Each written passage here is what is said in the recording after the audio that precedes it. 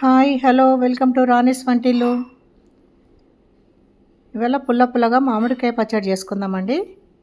చట్నీ లాంటిది మామిడికాయ పచ్చడి చేద్దామండి. ఏమంత ఎక్కువ ఐటమ్స్ బట్టి చాలా టేస్ట్ ఉంటుంది. ఇప్పుడు మామిడికాయలు దొరుకుతాయి కదా ఫ్రెష్వి, ఈ టైంలో చేసుకుంటే చాలా టేస్ట్ ఉంటుంది. పని కూడా చాలా తక్కువనే.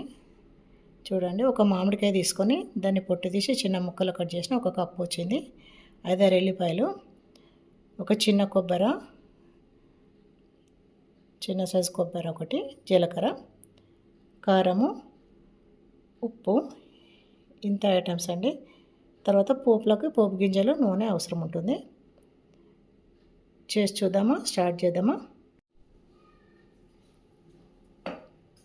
ముందు ఈ చిన్న కొబ్బరి ముక్కలు కోసి పెట్టుకున్నాం కదా, ఇది ఎండు కొబ్బరి. ఇది కొంచెం జీలకర్ర, ఒక స్పూను, ఎల్లిపాయలు పొట్టు తీసి పెట్టుకున్న 5-6, మామిడికాయ సరిపడేటట్టు కారం వేయాలి, పుల్లగా ఉంటుంది కదా, అందుకని ఒక 2 స్పూన్ల కారము, 1 స్పూను ఉప్పు సరిపడంత వేసుకోవాలి. మళ్ళీ చూసి మళ్ళీ వేసుకోవచ్చు, ఒకసారి ఎక్కువ వేసుకోవద్దు. ఇప్పుడు ఇది మిక్సీ పట్టుకొస్తా. కొబ్బరి, ఎల్లిపాయలు, జీలకర్ర, ఉప్పు, కారము మిక్సీ పట్టుకొస్తున్నా. పసుపు ఇప్పుడు వేయక్కర్లేదు, పోపులో వేస్తే సరిపోతుంది. మిక్సీ పట్టానండి, ఇట్లా పొడిగా వచ్చింది. అది మొత్తం మరీ సన్నగా దంగక్కర్లేదు, దీంతో పాటు దంగుతుంది కదా. ఈ మామిడికాయ ముక్కలు కూడా వేస్తాను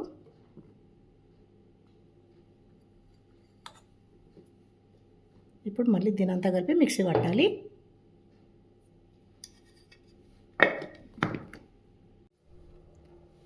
మిక్సీ పట్టడం అయింది. దీన్ని తీసేసి ఒక బౌల్లోకి తీసుకుందాము.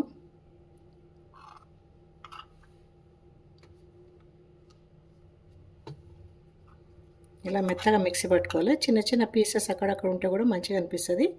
ఇష్టమైన వాళ్ళు అట్లా మామిడికాయ ముక్కలు మధ్య తినగలిగిన వాళ్ళు అట్లా ఉంచుకోవచ్చు. నేనైతే మెత్తగా పట్టేసిన. దీన్ని ఒక బౌల్లోకి తీసుకుందాము.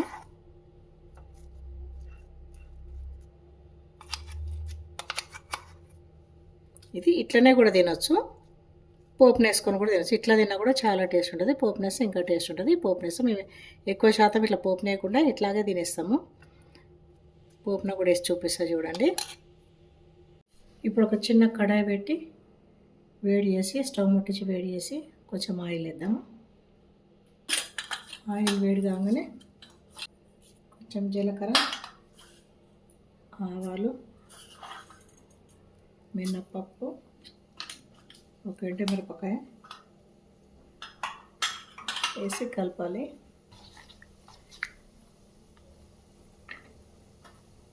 తర్వాత కొన్ని కరివేపాకులు వేయండి.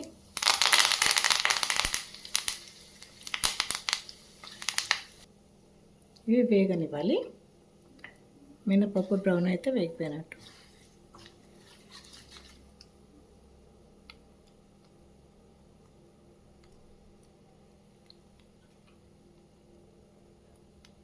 ఇప్పుడు కొంచెం పసుపు వేద్దాం. దానిలో మిక్సీ పట్టేటప్పుడు వేయాలి కదా, దీనిలో వేద్దాము పసుపు.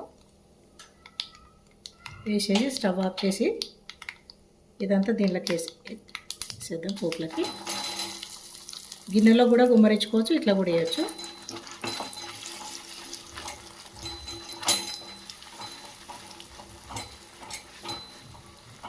కొంచెం మామిడికాయ ఫ్రెష్ది అప్పుడే తెచ్చింది అయితే కొంచెం పల్చగా వస్తుంది.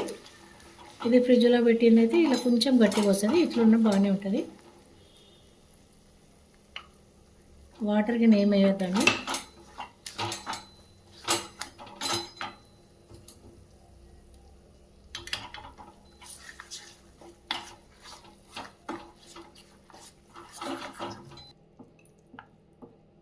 ఇంతేనండి మామిడికాయ చట్నీ.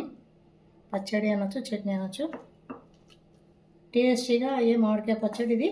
మనం సీజన్ అప్పుడు మామిడికాయలు ఉన్నప్పుడే చేసుకుంటాం కదా. ఇది మామిడికాయలు ఉన్నప్పుడు వేసుకుంటే ఎక్కువ టేస్ట్ వస్తుంది. కాలం కంటే ఈ టైంలో మామిడికాయలు ఎక్కువ వస్తాయి కాబట్టి మామిడికాయతో అన్ని రకాలు చేసుకోవచ్చు. మీకు పులిహోర, మామిడికాయ షర్బత్ ఇవన్నీ చూపించాను కదా, ఇది కూడా ఒకటి మామిడికాయల రకాలలో చేసుకునేది. ఆ పులిహోరది మామిడికాయ షర్బత్ది లింక్ ఇస్తాను డిస్క్రిప్షన్లో, చూసుకోండి. ఇదండి మామిడికాయ పచ్చడి రెడీ అయింది. టేస్టీ మామిడికాయ పచ్చడి. ఇది మామిడికాయ కాలం కదా, అందుకని వరుసగా మామిడికాయతో వేసే వీడియోలో పెట్టాను చాలా. మీరు నా ఛానల్కి వెళ్ళి నా వీడియోస్ చూడండి. ఈ మామిడికాయ పచ్చడి ఈ కాలంలో బాగుంటుందండి, టేస్ట్ ఉంటుంది. మామిడికాయలు వచ్చే కాలం కాబట్టి మీరు కూడా చేసి చూడండి. ఎట్లా కుదిరిందో కామెంట్ రూపంలో నాకు చెప్పండి. నా ఛానల్ సబ్స్క్రైబ్ చేసుకున్న వాళ్ళు చేసుకోండి. ప్లీజ్ నా ఛానల్ లైక్ చేయండి, షేర్ చేయండి, సబ్స్క్రైబ్ చేసుకోండి. ఓకే అండి, థ్యాంక్ యూ.